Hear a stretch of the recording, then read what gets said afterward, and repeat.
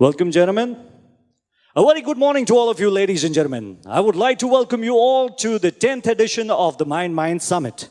This summit is an annual flagship event of the Mindmine Institute, an independent think tank set up by the Hero Group through Hero Corporate Service Private Limited.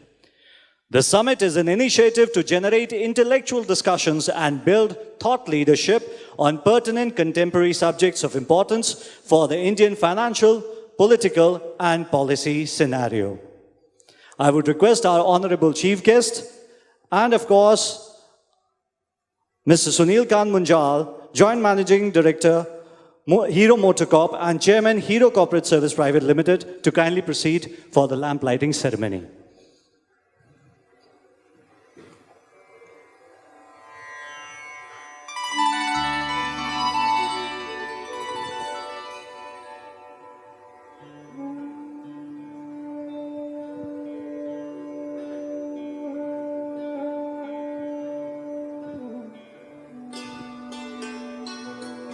Can we have a round of applause, ladies and gentlemen?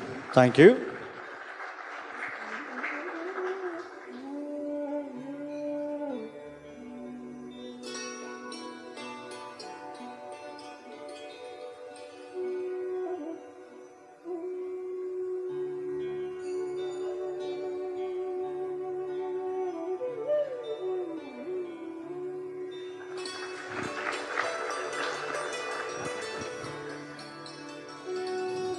Ladies and gentlemen, it's early in the morning. We can do much better. Let's have a big round of applause.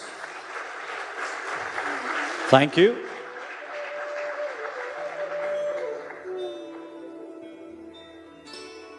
Thank you, gentlemen. Now I would request Mr. Sunil Kant Munjal, Joint Managing Director, Hero MotoCorp and Chairman, Hero Corporate Service Private Limited, to address the gathering and present the theme of the summit.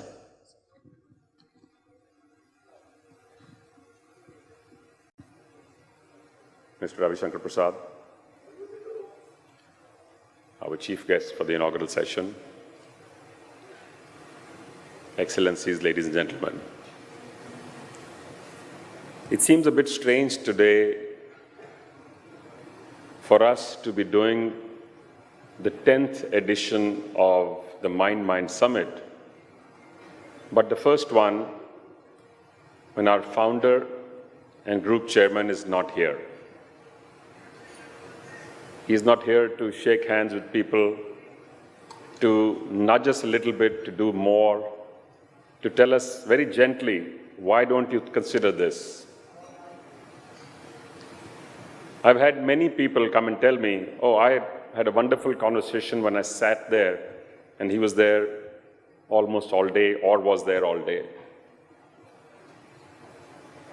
So we miss him, but in many ways, we think it's a responsibility of ours to continue the many initiatives that he launched or helped us to launch and grow them in a manner which is truly beneficial to society. Mr. Minister, this is a think tank which does work on India, Indians, Indian economy, and our global relations. So it actually covers a pretty large canvas in what it's trying to address. Over the years, we've picked a theme and then come at the theme from different perspectives. We have been fortunate to have anywhere between 50 to 60 or sometimes even 70 leaders from different walks of life address these sessions over a 2-day period in this summit. And I want to thank you because you have also been here twice earlier yourselves at different editions of the Mindmine Summit. It is clear right now that the world acknowledges India's growing presence on the world stage. Many say India has arrived or looks like it's arriving, and there is something going on in India, but they can't quite figure out what is actually going on. We have critics who continue to say that India never quite seems to achieve its potential. Indians seem to do well worldwide. Why not India? Why is India not as efficient as China? Why is it not as clean as Northern Europe? Why are its institutions not as organized as the US? So on and so forth. But then again, we've had people like Emerson, like Aristotle, talk about India as the seat of civilization, as the fountain of knowledge, of commerce, of science and technology. For a long time, people used to talk about India's greatness in the long distant past or in its potential. Many of us now believe this potential is here and now. If we see what is being done in many ways by the government, and we were talking about this just a minute ago, this is probably the hardest working government one has seen in a very long time, where ministers, officials, bureaucrats are working at least 12 hours a day and some longer. Creating long-term plans is an unusual thing for any democracy today. Normally, democratically elected governments will put out plans and initiatives which will start to show results within 6 months, at most 2 years. We've now seen plans like Make in India, Swachh Bharat, opening of millions of new bank accounts. There is a series of them. I can go through all of them, but you're all aware of what's going on. In fact, you see some of them interesting ones in the logo itself showing up as to what all is happening here right now. We do need, however, to realize this is not all that's going to have a result today. So each one of us has a role and a responsibility to play for us to realize the true potential of India. Then again, we have probably the world's most thriving democracy, certainly the world's noisiest democracy. It is often said every Indian has an opinion. In fact, they say many Indians have more than one opinion on the same thing. And no Indian is ever shy of airing his or her opinion, which makes us truly a noisy democracy. When you compare us with China, people say in China you take a decision and the implementation starts tomorrow. In India you take a decision and the debate starts tomorrow. And that debate could be 2 weeks or actually could be 12 years. We've had a debate going on GST now for a while. And we've still not concluded. The reality, however, is despite its shortcomings and all the warts, our preference is still to stick to this system of governance. We do prefer a democracy. Also, we ourselves need to train our minds to recognize what is being done in India right now is unique and has never ever been done before. There is no rule book, there is no blue book, no regulations for a large democracy like India trying to turn itself into a market economy after giving full civil liberties. There is not one example in history. Not the US, not Japan, not Europe, not one of them had full civil liberties when they turned themselves into market economies. So we are an experiment in the making. In fact, many countries are watching how India pans out. But the question we need to ask ourselves is, which opinion actually matters? Because if you read the press and you watch the media, it sometimes appears that there is only one or two Indias. Is there an India of the Adivasis, of the tribals, of the rural folk, of the farmers, of industry, of civil society, of government officials? Whose India is this? Whose voice matters? Is it more important who's able to speak louder or give us more intellectual input into what's going on? If we go back in history, this is not a country, this is actually a civilization. It's a continent. Which other country in the world has 17 officially recognized languages? Which country in the world has 5,000 dialects spoken? Which country in the world has places where the residents go from one part of the country to the other and cannot understand each other in a common language except in a foreign language? Which country has the kind of choices of cuisine that we have in India? We are truly a continent. We are truly a civilizational society, which is why it is important to understand India's history. Our genetic code itself drives us to behave in a certain manner where even we sometimes do not behave, why we do certain things in the way we do. But it's increasingly now being recognized that it is an important time for India. We are at the cusp of a big change. The world certainly seems to recognize it. Sometimes I feel that not enough of us in India seem to recognize this. And this is put nicely by somebody only recently in one of the conversations in the US, I think it was. They said, the only thing holding India back right now is actually India itself. If you let India loose, there is enough energy, enough intellect, and enough entrepreneurship in India to truly push this country to where it could get to. That it will be amongst the largest economies in the world is a given. That it will have one of the largest populations in the world is a given. That it will have large demand drivers as the rural economy changes is a given. I think that's recognized by the world now, which is why you see a rush the moment you say we will create easier rules and regulations. We will see a natural movement of investment, technologies, and people into India.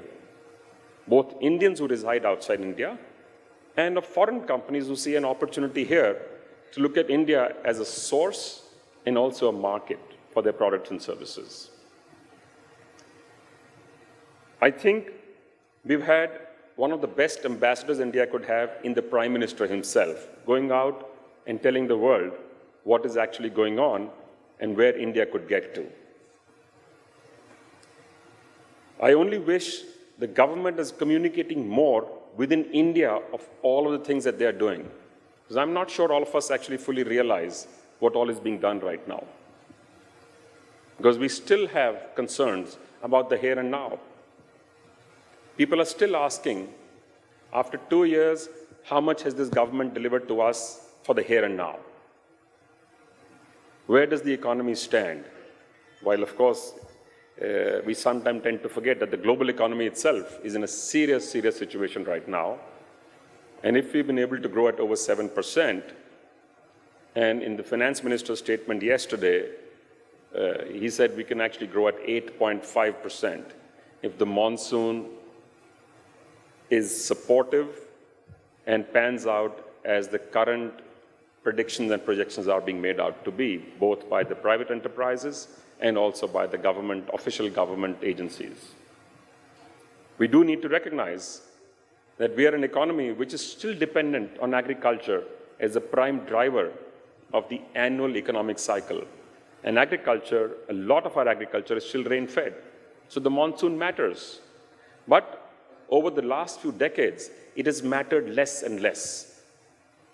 We need to get to a place where the monsoon should matter minimally to our economy. It would matter, of course. We are at a point where technology, communication, and digitalization will transform the way many things are done in India. The way government services are delivered, the way healthcare services are delivered, the way education is delivered.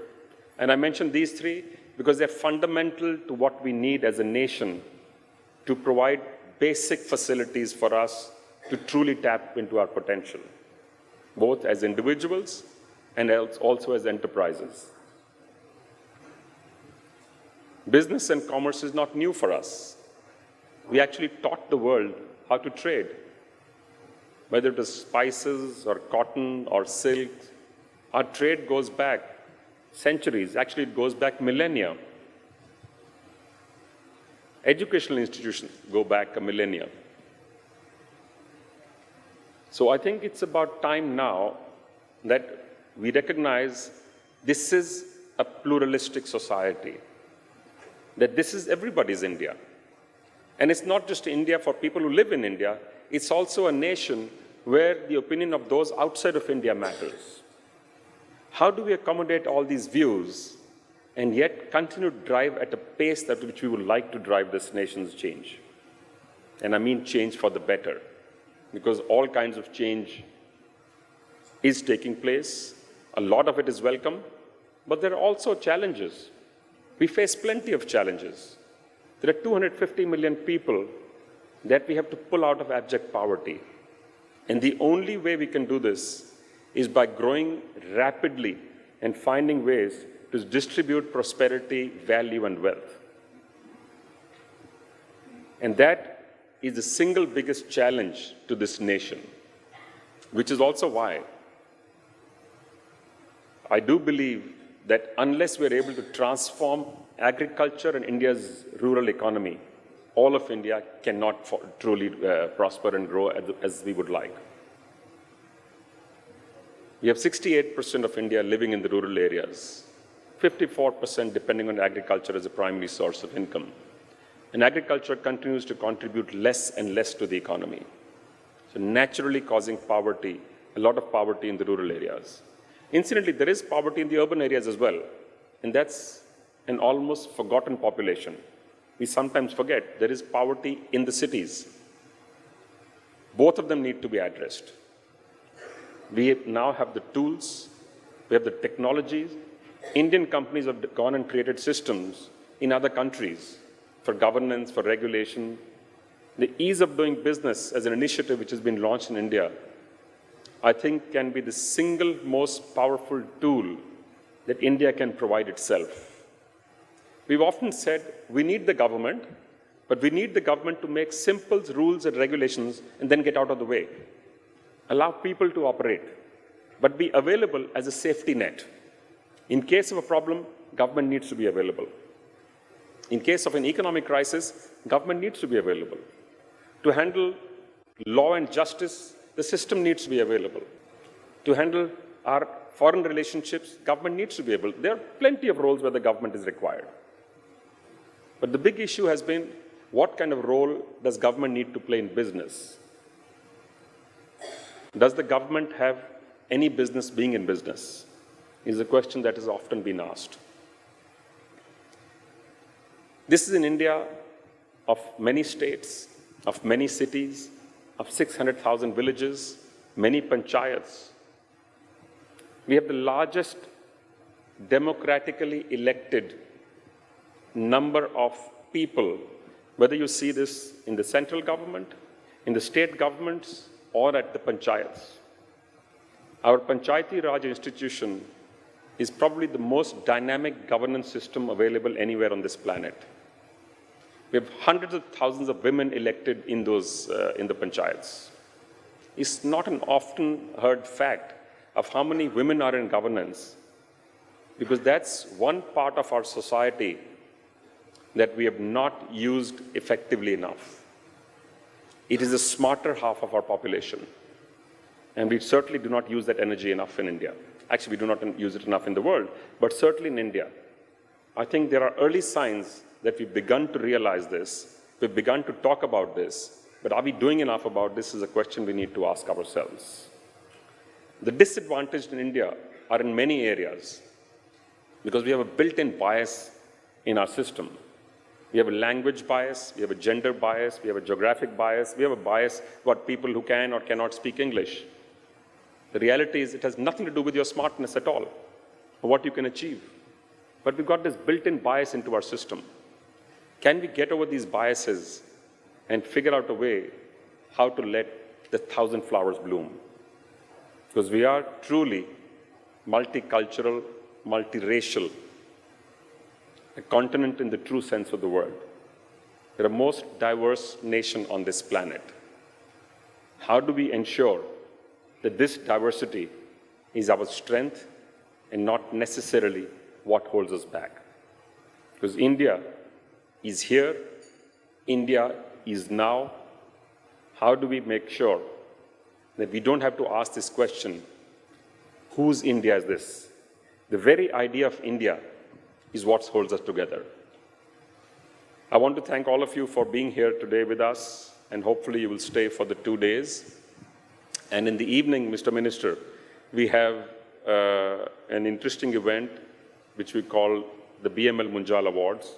They are given out to companies who focus on people and their development as a strategy and whose business benefits from this strategy. It's an award where an independent team from Grant Thornton works with an independent jury to select winners in different categories: private sector companies, public sector companies, manufacturing companies, services companies. We've also started 2 new categories this year. One is of rising stars of new enterprises, and second is we have created a hall of fame from our earlier winners who continue to be winners again and again, to recognize sustained excellence. Because whether we like it or not, our biggest asset, our biggest strength, and our biggest challenge is our people. And if we can harness this energy, and you can actually look around you, see the companies which are successful, not just quarter on quarter, year on year, but a decade on decade, will always be those companies where people are considered the single most important asset. Because that is the only asset which is appreciating with time. All other assets that you have will depreciate with time. As people learn more, as they get better exposed, they become better. And that is true appreciation of the most important resource that we as a nation hold. And I want to thank you, Mr. Minister, for coming here. I know your schedule, as we talked of the government, and you hold a very, very key position in this government. As India moves forward, as I said, our most important tool is going to be technology. So we would like to hear from you how you believe the changes taking place can be more beneficial than otherwise, and how your department and ministry can help to accelerate this process of change for better. Mr. Ravi Shankar Prasad. Thank you.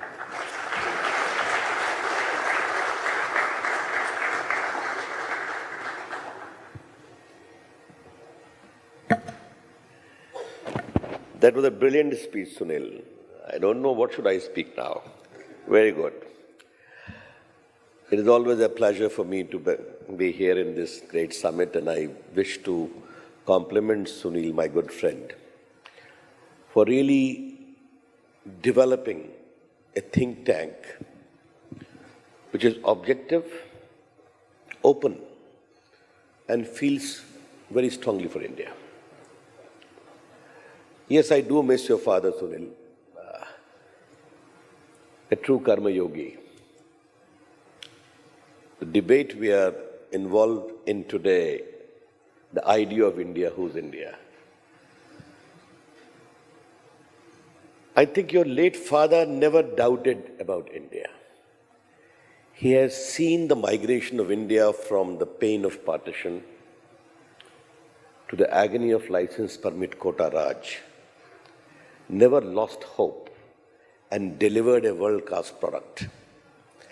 I think people like those ably whose legacy is being carried forward by you and your brother are shining example of how the very idea of India can be strengthened. You know, there is a very interesting anecdote I would like to share with you today. I had the privilege to be a minister in Vajpayee government, and we were dismantling a whole lot of things then. I was handling the coal and mines and the law and the information and broadcasting portfolios. One day, Vajpayee ji in his inimitable style in the cabinet asked, "ये hero Honda पर इतनी परेशानी क्यों है? ये सबको मिलना चाहिए?" And we got the hint, and see how India changed thereafter. Sunil, you rightly talked about India bereft of its heritage cannot endure. And what is the heritage of India? Very briefly, two principles. The first is of Rigveda. Ekam sada vipra bahuda vadanti. Truth is one, wise men interpret it differently. And what is my understanding of that fundamental principle? You have your own perception of truth, I have my own. You follow your own path, I'll follow my own. You respect my path, I will respect yours. Because in the ultimate analysis, your path and my path converges at the same destination, wherein lies the ultimate truth, eternal, permanent, perennial, indivisible. That has been the philosophy of India, which has ensured the continuity of this great nation. Therefore, whenever I see this whole debate of dissent, of debate, I told those people, you are only caring for the legacy which has been the part of India. The second is, Sarve bhavantu sukhina, sarve santu niramaya. Everyone should be happy and everyone should be satisfied. I always say these two have been the abiding values, and if I have to speak about the idea of India, my idea of India is an India fully ignoring its ancient heritage, imbibing modern ideas, values, and looking positively to the future. And our founding father of the Constitution, today I wish to talk a little about the Constitution, because a lot of issues of Constitution are talked about. And ladies and gentlemen, when I'm speaking today, I'm speaking with my various hats. I became an activist as a very young student, immediately after school, in the JP movement and anti-emergency struggle in Vidyarthi Parishad, a member of parliament for the last 16 years, minister, having campaigned in the entire country, a human rights activist, and also in charge of my party, BJP, in 8 states of India. Therefore, I have seen India evolve in my own understanding, as I say. The founding fathers of our Constitution, the great leader, were outstanding people of infinite intellectual potential. I always say that. They knew India very well. And they did not choose democracy under compulsion. They knew for sure that India will be governed only and only by democracy. And therefore, they consciously decided to give one vote to every citizen of India, regardless of his literacy, his background, his caste.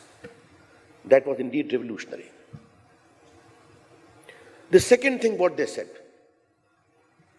as Sunil rightly pointed out, if after every 200 kilometers the food habit changes, the speaking style changes. As an IT minister, Sunil, I have a big problem getting all the IT products in Indian languages. As of now, 20 has been done. They said, what about the others? I'm like, wait, we will do it. Now,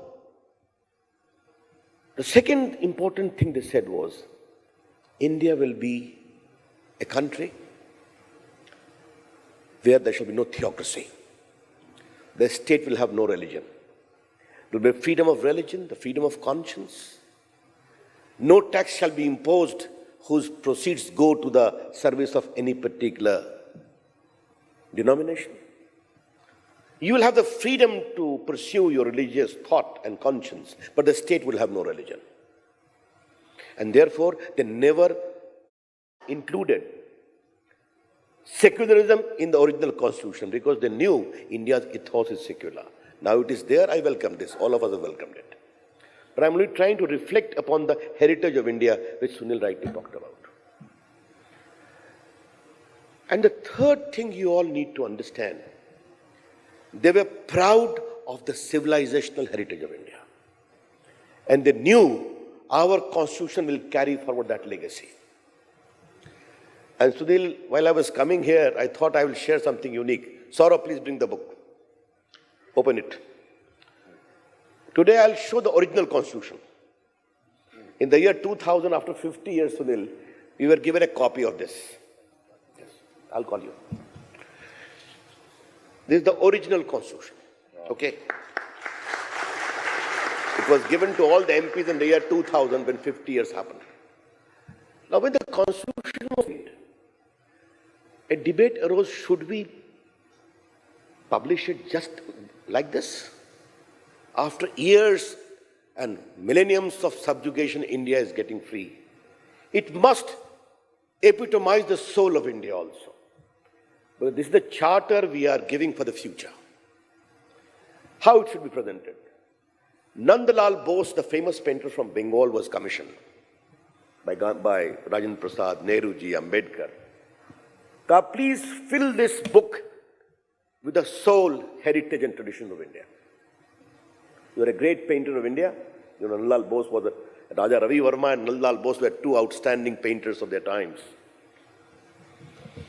And the first thing I would like to show to you, ladies and gentlemen, I thought I was very keen that citizenship, the first sketch, the Vedic Gurukul, they're the first sketch.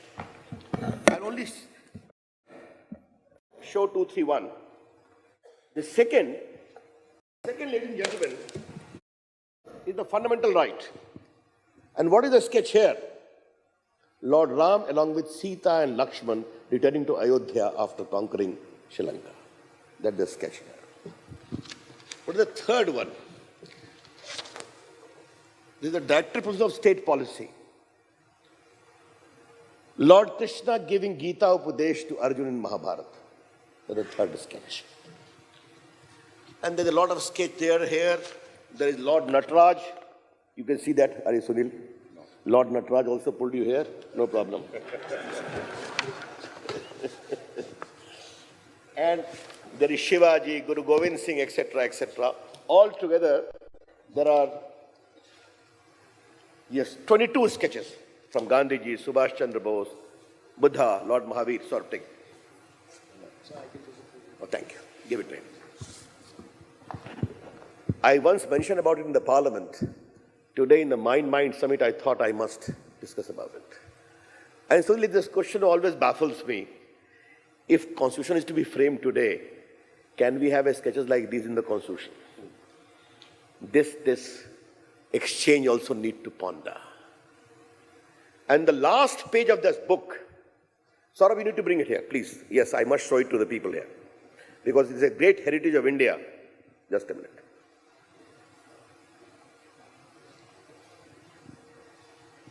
The last page of this book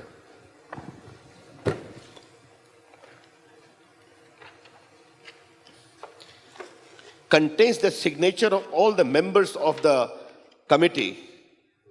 And kindly see, there's a Rajendra Prasad signature, Jawaharlal Nehru signature, Sardar Patel's signature is there. The next page, when I turn, there is a signature of Ambedkar, and you see Sardar Patel is there, Mr. Ambedkar is, B.R. Ambedkar is there, all our signatures are there. They owned up this tradition of India proudly as a part of our constitutional heritage. And therefore I always say, India's heritage was properly made a part of our constitutional conscience. This fact is very important to be appreciated. Post-independence, I see three phases of India. The first was the dooms, those who always used to prophesize India will break up. We are not suitable for democracy. India today, 67 years down, has properly ensured its democratic path, has not broken. The first was the politics of want, the first phase of India's polity. Garibi mitana hai, bhuko ko khana khilana hai. I always say the politics of want. The second phase is the politics of identity. Religious, denominational, social or caste. Indian politics has commenced from the politics of want to the politics of identity. Now we are undergoing the politics of aspiration and hope. That's how India's politics has evolved. And when I talk of politics of identity, even those who became leaders were required to perform, give good governance, and if they failed, the people chucked them out. Therefore, those who always talked about the politics of identity today are talking of governance. How I see the present time? The present time is if you have an idea you can deliver, it changes the country. Every government comes with its own ideas, but certain issues become transformational. When computer came in India, when mobile phone came in India, I remember the Vajpayee government started that national highway program. You remember that 4-lane, 6-lane highway from Kashmir to Kanyakumari, from Silchar to Surat and all. Again, there were a lot of skeptics. Kaise hoga? Jameen kahan se aayegi? Itna bada program. And I remember in one of the programs, meetings I was sitting, again the great Vajpayee ji, he was an outstanding speaker in public, but spoke few in meetings. He kept on hearing, we were looking at him. Lastly, he said, Karna hai. That's all. Ladies and gentlemen, few months ago, I had gone to Kanyakumari. I had a public function. And there, I was told that Kashmir to Kanyakumari 4-lane highway terminates there. I asked my secretary how much time I have left. He said, an hour to go to the airport. Let me drive down on this highway. I will not get time in this life to drive all the way from Kanyakumari to Kashmir. But let me have an emotional feel. If you have an idea, you are serious, things can change. Ladies and gentlemen, today, under the leadership of our Prime Minister, we are involved in some very transformational program. Digital India, Make in India, Skill India, Startup India, Stand Up India, Smart Cities are all transformational programs. Ladies and gentlemen, do you know today India is home to 1 billion plus mobile phone? We have got 400 million, 40 crores internet, 60% are mobile based. And even the service has to be good. We are very keenly pushing that and results are also coming. The day I was told that Aadhaar number has crossed 1 billion, I was a little taken up. Today, 100 crore plus Indians are available on authenticated, verifiable digital identity. And mind you, kept under very secure condition. One in neighborhood in Manesar, Sunil, and other in Bangalore. Today, at a click of a button, subsidy is going to their accounts. We saved about 15,000 crores when the gas subsidy was sent to their accounts. Indian IT exports today has crossed 100 billion US dollar, the highest ever. Yes, the world economy is slow, but how we are doing, I would like to share very briefly some of the things under my own charge.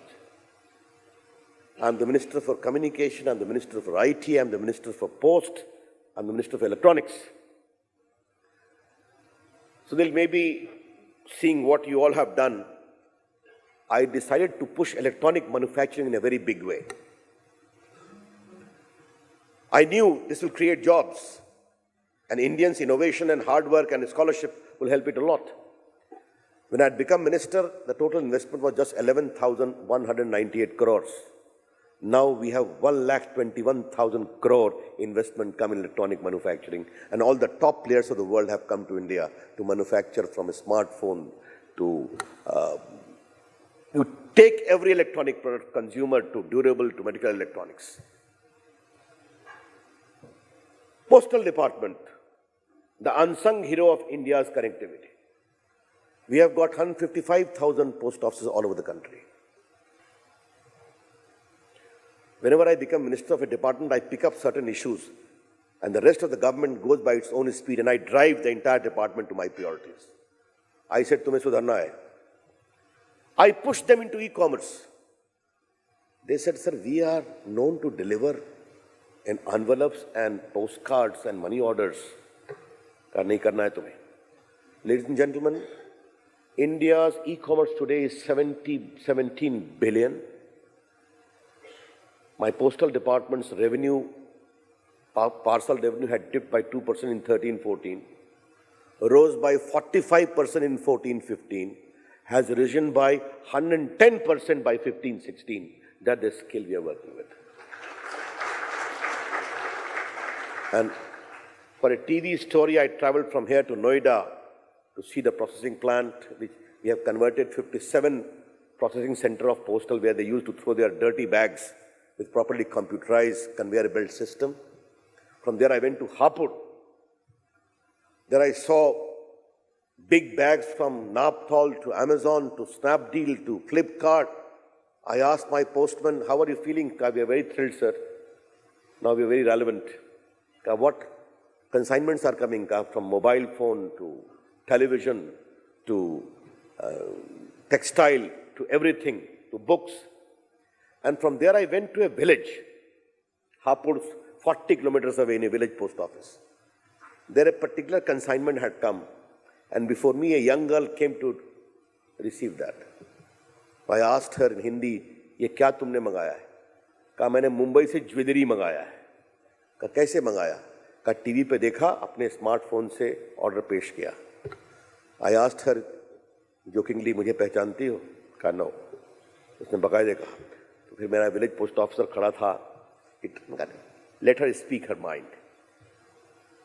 Sunil, I have always felt very strongly, you create the enabling atmosphere of India, in India, and people respond. And my take of technology is, Indians first observe technology. Then they adopt it. And then they become empowered and enlightened in the process. There are many instances, but one I would like to share with you, which has moved me no end. I heard about a Bidi Majdoor Satamma in Telangana who had become digitally literate. I put on my Twitter complimenting her. It became a big news. A lot of Telugu channels did a story on her.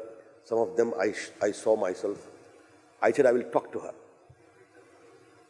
Finally, one of the common service centers guy who was fluent in English, she did not know Hindi or English, went there to translate on my behalf. I asked, she was very thrilled. I asked her, why you became digitally literate? And the reply she gave to me is the sign of the new India, which does not go for any debate. She said, my son and grandson stay in Dubai. My son is a plumber. I'm a Bidi Majdoor. I was missing my grandson very much. I was told if I go on Skype, I can talk to my grandson and also my son. But to go to Skype, I had to become digitally literate. That's how I became. Now, can you understand how India is changing, ladies and gentlemen? India today is home to nearly 200 million smartphones, likely to become 500 million in the coming 3 to 4 years. From desktop to laptop to smartphone. As our Prime Minister says, I want governance to be available in the hands of every Indian. I can tell you I'm a little informed activist, but the potential of change which I'm experiencing in India as the IT Communication Minister of India is truly phenomenal. And I'm very proud of that India, because our young India is absolutely unfettered by all these debates. He wants delivery, he wants creativity. And that's the most positive part of it. We are creating 5 platforms, many have been created. What is the first one? We are linking 250,000 Gram Panchayats of India by optical fiber network. And the speed, just to tell you, ladies and gentlemen, when I became minister, we had just 257 kilometers of optical fiber and 2,200 kilometers of optical pipe in 3 years. In less than 2 years, we have set up 136,000 kilometers of optical pipe and 110,000 kilometers of optical fiber. That's the speed with which we are going out. But yet we have to go further. The second, digitization of my post offices. Core banking solution, banking from anywhere to anywhere. When I had become a minister, just 230 post offices were having core banking solution. Now it is 21,000. And Sunil, I'm happy to tell you, My postal core banking is the biggest in India, surpassed even a state bank, who has got just 16,000. This is the only less than 2 years, it is still 2 months to go for 2 years. When I became, I'm putting ATMs in the post office of the country. We had just 4. Now we have set up about 940. I think if you go and, Sunil, one initiative which I'm just going to unfold where I would like your organization also to be involved. BPOs, call centers in the small mufassil towns of India. When I became minister, I went to Bangalore, and there people from Bihar, UP, MP met me, Rajasthan. Kasa, do something that we can revert to our villages. This idea was troubling me a lot, Sunil. If I see the digital profile of India, it is very skewed. Delhi, Gurgaon, Noida, Pune, Mumbai, Chennai, Hyderabad, Bangalore, Mysore and all. The rest are only having computer training centers. We came with the idea of call centers in small tier cities and semi-urban areas of India. We picked up 48,000 seats. We are going to give them 1 lakh subsidy also. We distributed them to all the states beyond these digitally rich areas.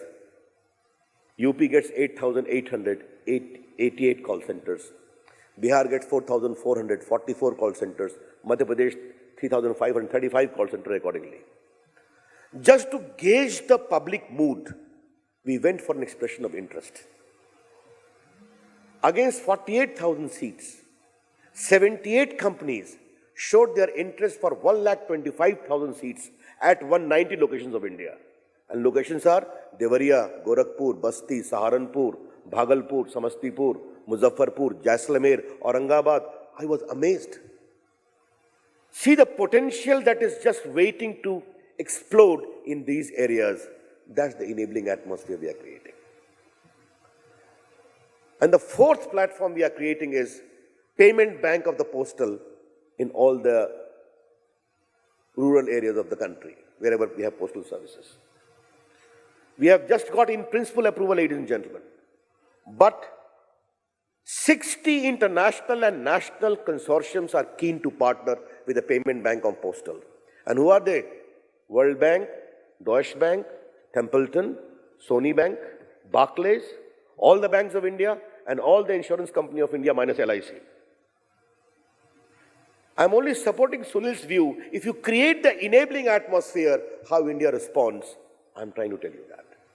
And the last is the virtual mobile network, whose guideline in principle approval I have granted.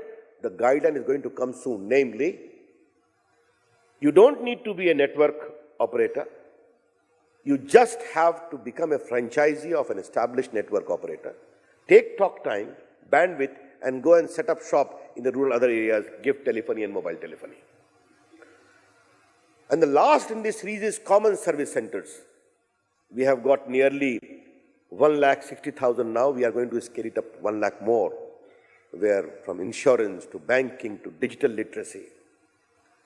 Sunil, I want to share with you a very emotional moment for me.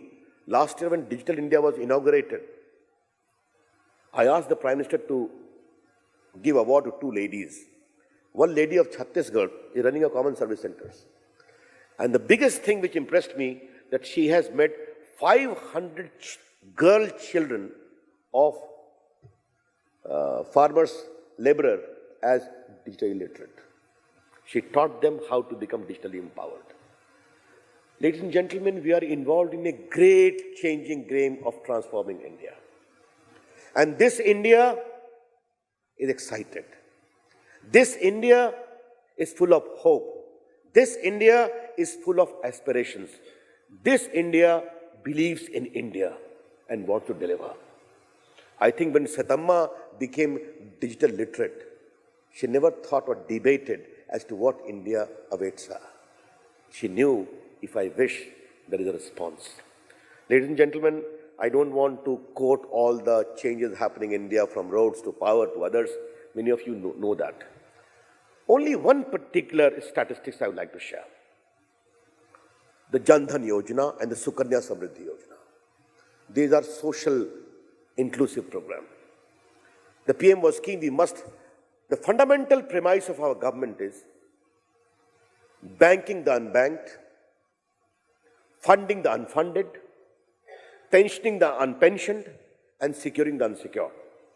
That's the basic premise we are working with. Only two instances I would like to mention here.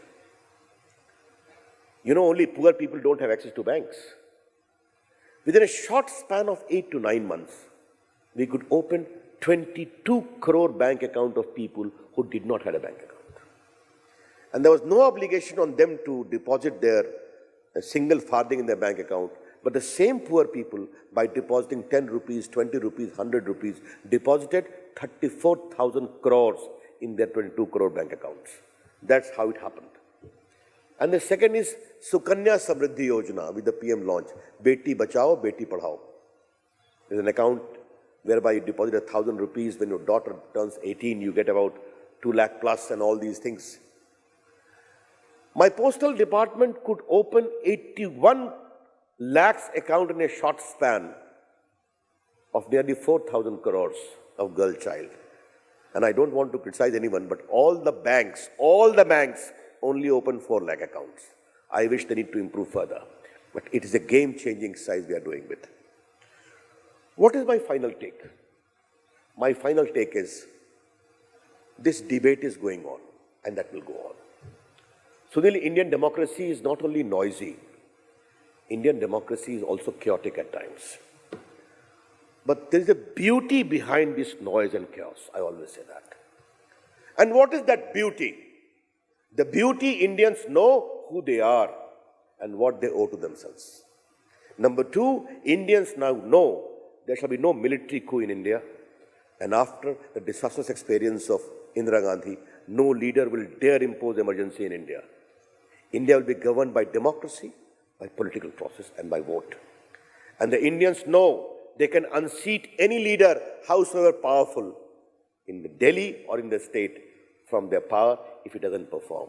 That's what explains our massive majority. We are trying to do our best. What is the mantra our Prime Minister has given to us in terms of economic reform? Make initiatives which are popular but not populist. Popular ensures populist comes and goes. And what is the third fundamental principle we are working with in terms of economy? Growth without equity is possible. It will be lopsided, it will be pro-rich, it will be feudal, it will be aristocratic also. But for real growth to happen, for real equity to happen, proper growth is important. And if I can say in Hindi, इस मुल्क में रोटी बांटने की सियासत बहुत हुई है, रोटी की संख्या कैसे बढ़े इसकी पॉलिटिक्स नहीं हुई है. And my government is involved in creating the base of the bread larger. And how it happens, when I became minister for the first MP for the first time in 2000, I can give 100 phones to anyone and 100 gas connections to anyone. After 1 year, when our government in Bajpayee government liberalized it, no one asked for the landline. I have to tell my PA in Patna, go and distribute whosoever asks. This is what if you create the enabling atmosphere. And the way India is going to transform upon the strength of these transformative programs, I'm sure India will become a country which the world is seeing with hope today, the world will see with pride. Thanks a lot. Namaskar. Thank you, sir.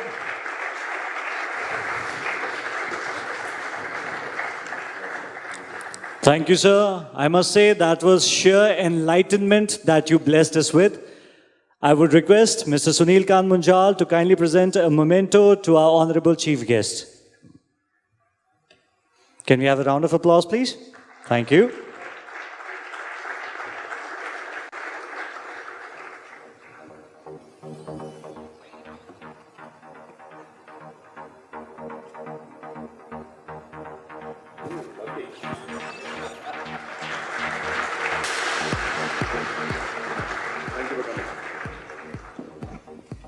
Thank you for raising the debate a notch or two, and thank you for reminding us we, the people, do matter. Always. And by the way, well, ladies and gentlemen, we keep on getting mementos all over the country and all over the world. But this is truly imaginative. Thanks a lot. Thank you, sir. Thank you, gentlemen.